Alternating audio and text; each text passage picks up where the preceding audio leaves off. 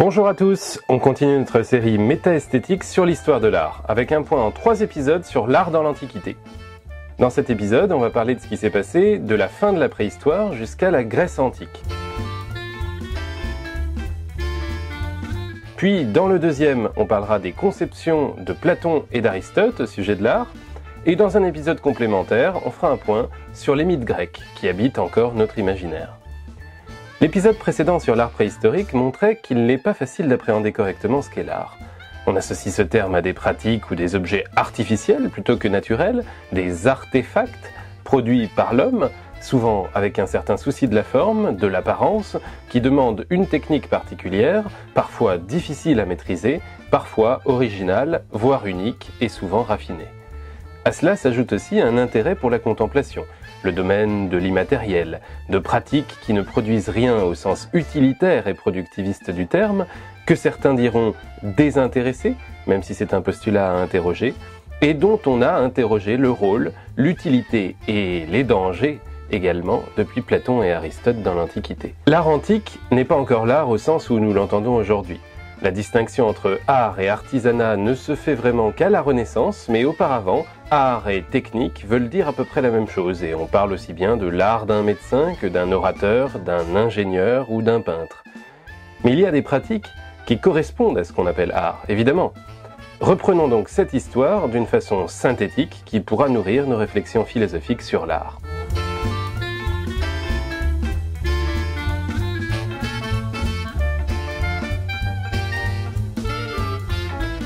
Il y a 13 000 ans, les Magdaléniens, la civilisation du renne, comme l'appelle le roi Gourhan, s'effondrent. À cause de changements climatiques qui font partir les rennes vers le nord, les territoires de chasse se rétrécissent alors, on emploie davantage l'arc, le réchauffement climatique fait disparaître les grandes plaines et les steppes où vivaient les mammouths pour des forêts avec du petit gibier,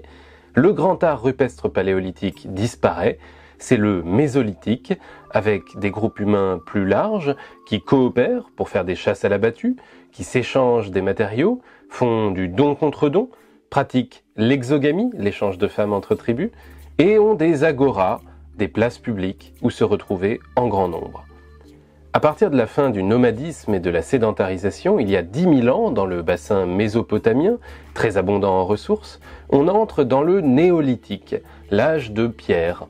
avec le développement de l'agriculture et de l'élevage qui va se faire progressivement, autour de 8500 avant Jésus-Christ dit-on, dans le croissant fertile, puis progressivement vers la Grèce, autour de 6500 avant Jésus-Christ et la culture d'Argissa, dans la grande plaine à blé de Thessalie, qui fait le pont entre Macédoine et Europe occidentale, et en Chine, 6000 ans avant Jésus-Christ environ.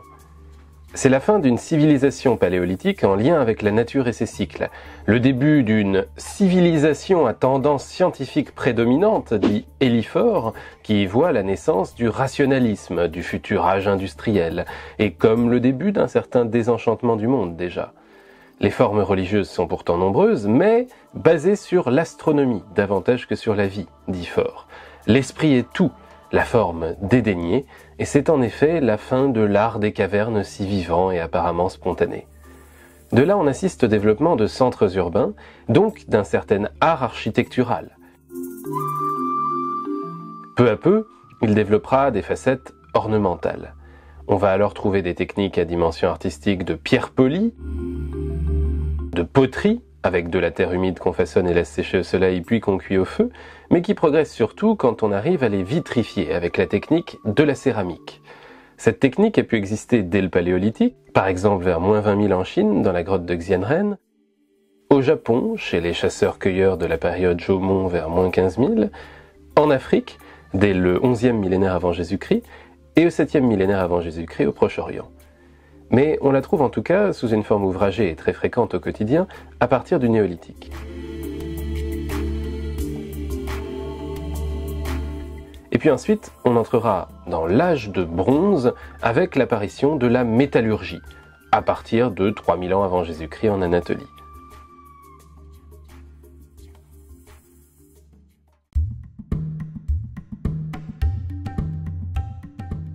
Dans l'Antiquité la plus ancienne, on note des sculptures et des formes artistiques ouvragées du côté de la Grèce, de la Mésopotamie, mais aussi évidemment de l'Égypte.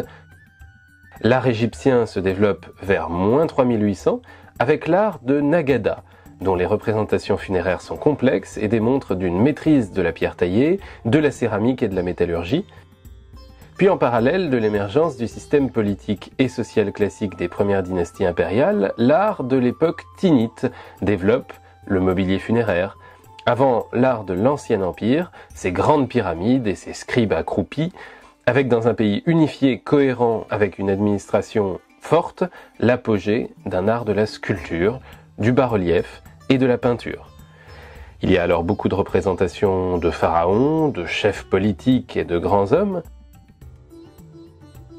ainsi que des dieux. En général, sans perspective, avec des proportions correspondant à l'importance sociale du personnage représenté, à la ligne claire, avec beaucoup de symbolisme, un ordre géométrique censé représenter l'ordre du monde, des couleurs pures, le jaune du soleil, le rouge de la force, le bleu et le vert du Nil et de la vie. Et c'est un art qui a également été très influent en Méditerranée et à la naissance de notre concept d'art, d'autant qu'il évolue à partir de -1300 et d'Akhénaton vers une période amarnienne, plus réaliste, avec des scènes du quotidien, où l'art ne va plus être seulement au service des dieux et de leurs représentants politiques impériaux.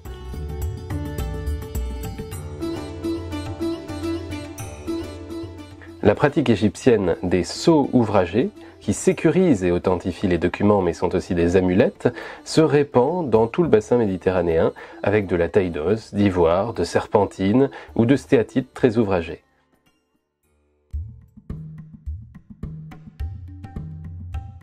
L'Antiquité est aussi marquée par le style babylonien, puis assyrien au deuxième millénaire avant Jésus-Christ, avec des œuvres religieuses dont on pense qu'elles avaient des fonctions rituelles et funéraires, avec des représentations humaines et animales très précises. L'art persan prendra ensuite la suite dans cette région, avec son apogée sous Darius au VIe et Ve siècle avant Jésus-Christ, avec des palais monumentaux, un dualisme zoroastrien du bien et du mal, de la lumière et de l'obscurité, et les hauts reliefs d'animaux issus de la tradition assyrienne qui rendent cet art célèbre.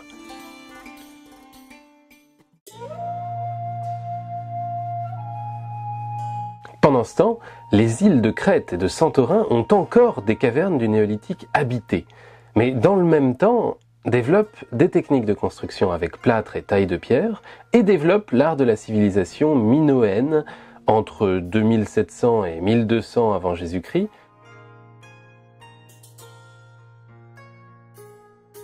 avec des palais royaux et des fresques comme celle du palais de Knossos, des statuettes en terre cuite comme la déesse de Hiérapetra. Puis après le grand tremblement de terre de -1700 qui a tout détruit dans les Cyclades, des petites villas sont construites, villas à colonnades avec des fresques naturalistes représentant soit des scènes de la nature, soit des scènes de la vie dans les palais, des processions, des cérémonies où les gens sautaient par-dessus un taureau et des fêtes religieuses.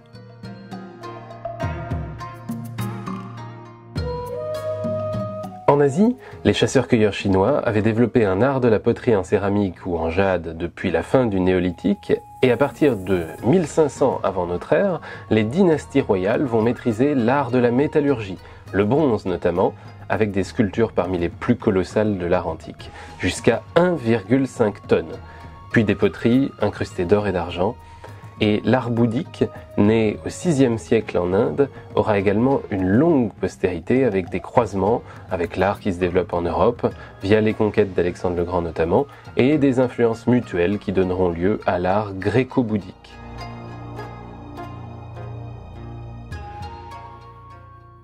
Mais c'est l'art grec qu'on connaît le mieux, dont on a gardé le plus de traces et qui permet la première théorisation réelle d'un concept d'art dans l'Antiquité sur lequel on va s'arrêter dans cet épisode. La civilisation mycénienne est partie du sud de la Grèce vers -1650 et supplantant la civilisation minoenne de Crète et des Cyclades, a peu à peu unifié culturellement le monde égéen, c'est-à-dire les peuples grecs du bord de la mer Égée. On en connaît les poteries avec des productions de masse standardisées pour la céramique et la métallurgie, les bijoux et parures dans les tombes, l'art de l'ivoire, quelques fresques murales qui nous sont restées de processions religieuses, mais aussi de tauromachie et scènes de chasse. Et puis surtout les édifices palatiaux de Tirynthe et Mycène, avec de gros blocs de calcaire que les Grecs des périodes suivantes disaient assemblés par les Cyclopes. Cette civilisation contient les premières traces du panthéon grec antique, et on rapproche parfois ces peuples des Achéens, dont parlent l'Iliade et l'Odyssée d'Homère. Le changement climatique, des mouvements de population et des conflits internes ont fait décliner cette civilisation, envahie par les Doriens, dit-on, une des 4 grandes ethnées de la Grèce antique avec les Achéens, les Ioniens et les Éoliens. Mais ce sont des siècles obscurs dont on ne sait quasi rien, et l'art grec des siècles suivants oubliera à peu près tout de ce peuple dès la période archaïque, vers le XIIe siècle avant Jésus-Christ, sur laquelle Homère spécule au 8e siècle sans vraiment d'informations. Les grandes cités grecques vont en tout cas se développer à partir de là, autour d'une culture à la fois rurale et paysanne, militaire et religieuse, autour de monarchies essentiellement, puis autour du commerce avec la colonisation du bassin méditerranéen à partir du 8e siècle. On peut distinguer dans l'Antiquité grecque les arts picturaux, et puis de l'autre côté, les arts du spectacle.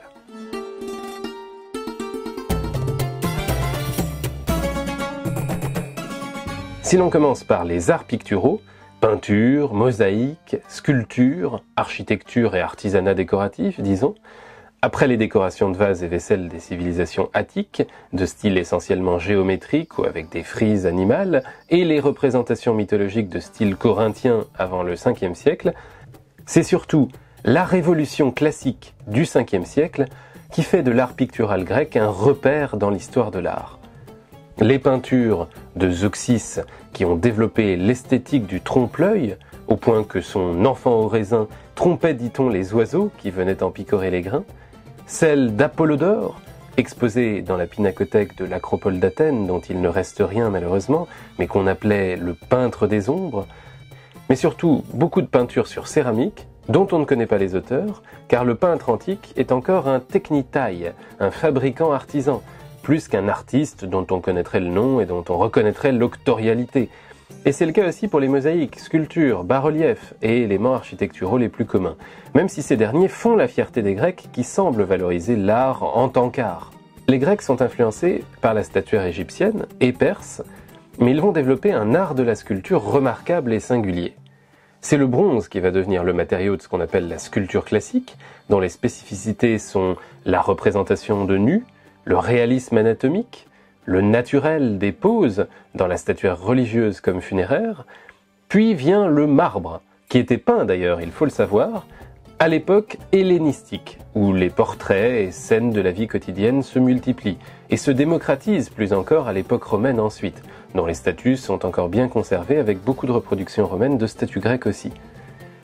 Athènes a vraiment rayonné dans la Grèce antique, au siècle de Périclès surtout, le 5e siècle avant notre ère, après la victoire des Grecs sur les Perses lors des guerres médiques, le développement de la démocratie grecque et d'une période culturelle florissante avec ses sculpteurs, Polyclète qui fonde un système de rapports mathématiques pour établir les proportions idéales du corps humain, qu'il consigne dans un ouvrage Le Canon, littéralement la règle, et puis le grand Phidias, l'auteur du Parthénon. Le style sévère cède ensuite sa place à des sculptures plus expressives et romantiques, comme celle de Praxitèle, avec le développement de la civilisation hellénistique, quand Alexandre le Grand répand cette culture grecque sur tout le pourtour oriental de la Méditerranée à la fin du IVe siècle.